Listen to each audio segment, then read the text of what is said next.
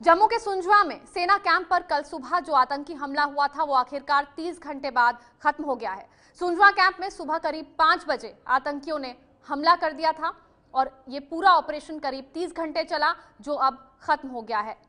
30 घंटे का ऑपरेशन खत्म हो गया है। जैश ए मोहम्मद के चारों आतंकियों को ढेर कर दिया गया है। हमारे 5 जवान इस हमले में शहीद हो गए।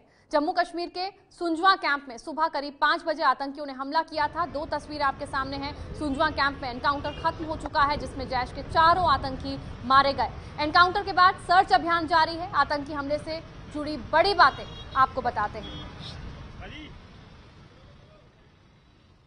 जम्मू हमले में 5 जवान शहीद हो गए हैं। बड़ी बातें इस हमले से जुड़ी आपको बताते हैं। 30 घंटे बाद एनकाउंटर खत्म हो गया है। सुंजवा कैंप में एनकाउंटर खत्म हो चुका है। सर्च ऑपरेशन जारी है। मुठभेड़ खत्म हो गई है। आतंकी हमले में 5 जवान शहीद हो गए, 4 आतंकी ढेर हो गए।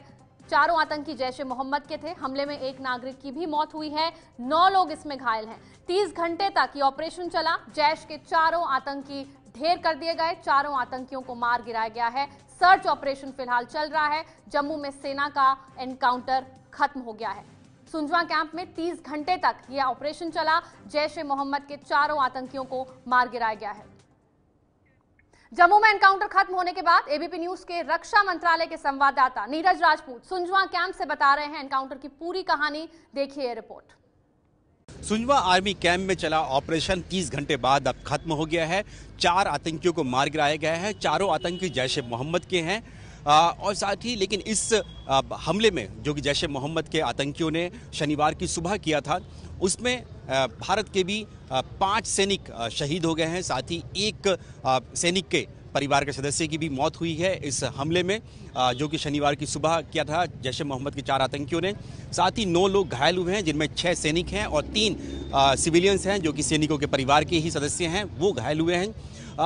30 घंटे तक ये ऑपरेशन चला। खुद थल सेना प्रमुख जनरल बिपिन रावत को जम्मू आना पड़ा देर रात ये देखने के लिए कि आखिरकार इतना लंबा ऑपरेशन क्यों चल रहा है, और साथ ही उन्होंने इस बात का भी जायजा लिया कि किस तरह से सुरक्षा जो है मिलिट्री कैंप्स की बढ़ाई जा सकती है।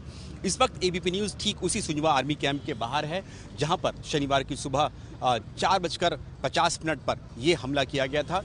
बताया जा रहा है कि 4 आतंकी थे जो 2 ग्रुप में बंटकर आए थे और इस कैंप का जो पिछला हिस्सा है वहाँ से वो घुसे थे इस कैंप में, और सीधे घुसने के बाद उन्होंने जो सैनिकों की जो रिहायशी क्वार्टर्स हैं जहाँ पर वो रहते हैं उन पर आकर उन्होंने हमला किया।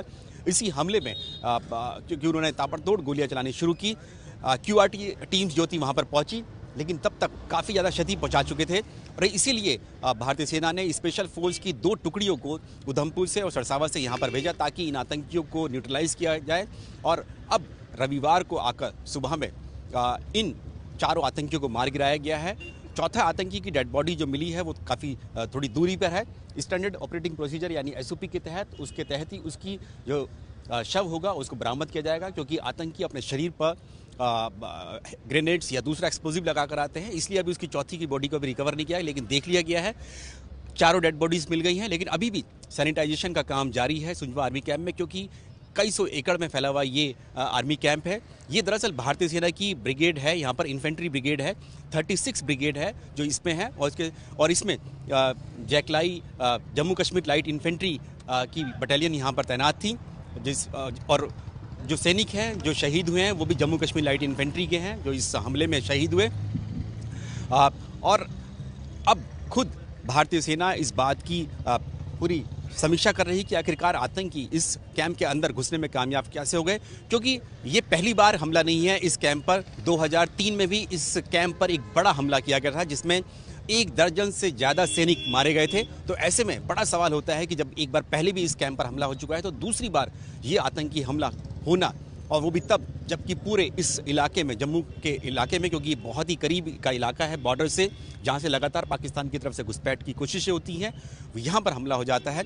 तो इसीलिए थल सेना प्रमुख यहाँ पर पहुंचे जनरल बिपिन रावत देर रात। उन्होंने पूरी समीक्षा की कि किस तरह से मिलिट्री कैंप्स की सुरक्षा को और मजबूत किया जा सकता है और किस तरह से जो आतंकी हैं उनके जो मंसूबे हैं उनको कामयाब ना होने दिया जाए। कैमरामैन मान के साथ Neeraj Rajput, ABP news, Sunjuwan army camp, Jammu.